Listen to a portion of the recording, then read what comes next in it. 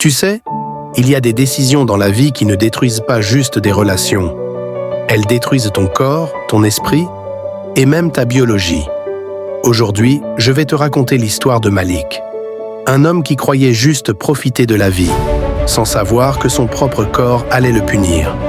Malik avait 35 ans, marié, père d'un petit garçon, un bon boulot, une belle vie, mais, comme beaucoup d'hommes, il a commencé à s'ennuyer. Alors un jour, il a franchi la ligne. Une collègue, une soirée, un verre de trop, et l'adultère est entré dans sa vie. Sur le moment, il s'est dit « Ce n'est rien, personne ne saura. C'est juste biologique. » Mais la biologie, elle, ne pardonne pas. Tu vois, scientifiquement, l'adultère n'est pas juste une trahison morale. C'est un désordre biochimique. Quand un homme trompe, son cerveau libère de la dopamine, l'hormone du plaisir. Mais cette dopamine ne dure pas. Et pire, à chaque nouvelle relation cachée, son cerveau s'habitue, comme avec une drogue. Il lui faut toujours plus d'excitation, plus de risques, plus de secrets. C'est ce qu'on appelle le cycle de la dépendance à la nouveauté. Une spirale biologique où ton corps finit par associer le danger, le mensonge et la trahison au plaisir. Et tu sais ce qui se passe après ? Le vrai amour, celui de ta femme, celui de ta famille, ne déclenche plus rien. Ton cerveau est anesthésié.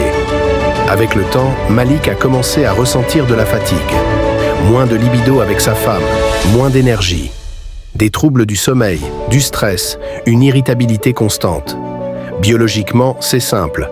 Le mensonge chronique augmente le cortisol, l'hormone du stress.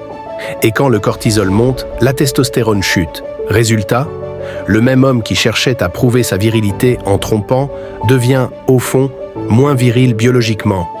Un jour, sa femme découvre tout. Pas grâce à un message, pas grâce à une photo, mais parce qu'elle avait senti que quelque chose en lui était mort. Et tu sais ce qu'il a compris ce jour-là ? Que l'adultère, ce n'est pas seulement détruire la confiance, c'est altérer ton propre système hormonal, ton équilibre intérieur. Tu perds ton identité, ton énergie masculine, ta paix mentale. La science le confirme. Les hommes fidèles, stables, avec un lien émotionnel profond, ont des niveaux de testostérone plus équilibrés, un taux de cortisol plus bas et une santé mentale plus forte. La fidélité, ce n'est pas une contrainte, c'est une forme d'hygiène biologique. Alors, avant de chercher une excitation passagère, souviens-toi, le vrai pouvoir d'un homme, ce n'est pas de céder à ses pulsions, mais de savoir les maîtriser.